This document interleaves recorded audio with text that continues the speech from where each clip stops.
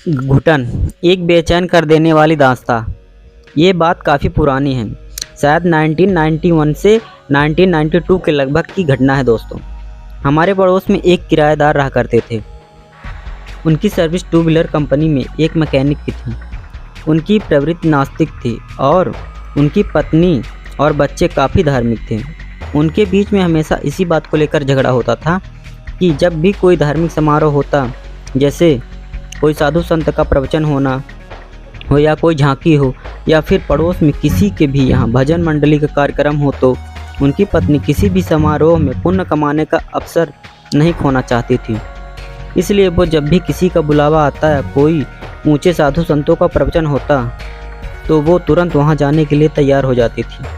यही बात उनके पति को अच्छी नहीं लगती थी, क्योंकि उनके इस तरह के बुलावे में जाने से उनके दैनिक कार्यों में व्यवधान पड़ता था। मित्रों, बात भी सही थी, क्योंकि पहले जिम्मेदारी हमारे घर की होती है, बाद में अन्य कार्यों की। लेकिन दोस्तों, उनके पति हमेशा से नास्तिक नहीं थे, क्योंकि जब भी वो किसी से देव स्थान से गुजरते, अपना सिर जरूर झुकाते थे।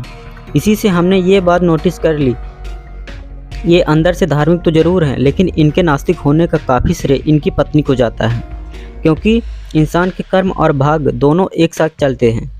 आप चाहे कितनी भी अच्छी किस्मत लिखा के क्यों न लाए हों, फल तो कर्म के अनुसार ही मिलेगा। इनकी पत्नी को घर के मकान की बहुत लालसा रहती थी और भाग्य ने साथ दिया तो उनके होम लोन की दिक्कतें दूर हो गई और उन्होंने अच्छा सा मकान खरीद लिया। दोस्तों, अब यहाँ से बात शुरू होती है। उनकी पत्नी के कारण उन अंकल को पूजा पाठ और हवन शांति गृह प्रवेश को बिल्कुल सिरे से नकार दिया और घर में शिफ्ट हो गए। उस घर में जाते ही सबसे पहले तो उन अंकल को भगवान की तस्वीरें लगाते ही कील से गहरा जख्म हो गया और खून की धार जमीन पर गिर गई। उनको 7 टाँके आए। घर में शिफ्ट होने के बाद वो कुछ समय के लिए कहीं बाहर चले गए। वापस आए तो उनके साथ अजीब अजीब बातें होने लगीं। उनको रात में कभी कभी ऐसा महसूस होता था कि कोई उनके पास से होकर सीढ़ियों की तरफ जा रहा है, तो कभी कभी उनको नींद में ऐसा लगता था कि किसी के आने की झपकी पड़ी हो। अब इस तरह उनको 2 से 3 महीने हो गए। फिर एक दिन और एक बात हुई, उन अंकल की तबीयत खराब हो गई। सभी जांचें हो गई, लेकिन कोई समस्या नहीं आई। लेकिन वो अंकल अपनी पत्नी से कहते कि मुझे बहुत घुटन महसूस हो रही है और मन भी खराब हो रहा है। वो अपनी पत्नी से बोलते, पता नहीं मुझे बार बार ऐसा लग रहा है कि बहुत जी भर कर रो। दोस्तों, यहाँ आपको ऐसा लग रहा होगा कि ये क्या बात हुई, कोई अपने आप क्यों रोएगा, लेकिन दोस्तों जो मैंने सुना वही बता रहा हूँ। आगे चलते हैं दोस्तों। उसके बाद वो अपनी पत्नी से बोले कि पता नहीं, पर मुझे लग रहा है कि मैं अनाथ हो गया हूँ और सब मुझे छोड़कर चले गए हैं, इसलिए मुझे रोने की इच्छा हो रही है। उनकी पत्नी बोली, ये क्या बोल रहे हो, कहाँ चले गए हैं सब, ऐसी बातें क्यों कर रहे हो। दोस्तों, समय निकलता रहा। धीरे धीरे परिवार में सभी सदस्य उदास और चुप रहने लगे। कोई किसी से ज़्यादा बात नहीं करता था। उनके घर पर कोई भी उनसे मिलने के लिए जाता तो यही कहता, उनके यहाँ तो जाते ही ऐसा महसूस होता है जैसे कोई मर गया हो और उसको जलाने की तैयारी में गए हों, और घुटन सी भी और रोने जैसी हालत हो जाती है। इसलिए हम तो वहाँ ज़्यादा नहीं जाते हैं आजकल। दोस्तों, हम कहते हैं ना कि अच्छे कर्मों का फल हमेशा मिलता है। हम तो शायद ये उनकी पत्नी के अच्छे कर्मों का ही फल मानते हैं कि एक दिन एक सारंगी बजाने वाला, जिसको हम लोग कमली भी कहते हैं, उधर से गुजर रहा था तो उनके बच्चे बाहर ही बैठे थे। अचानक वो दरवाजे के पास आकर रुका और बच्चे को थोड़ी देर देखने के बाद कहा, बेटा तुम्हारी मम्मी को बुलाओ। बच्चा अंदर जाकर बोला, मम्मी कोई मांगने वाला आया है, आपको बुलाने के लिए कह रहा है। उस बच्चे की मम्मी को देखकर सारंगी वाला बोला, बेटा तुम्हारे बच्चे का ध्यान रखना, इसके साथ कोई दुर्घटना होने वाली है। बोली, क्या दुर्घटना होने वाली है बाबा।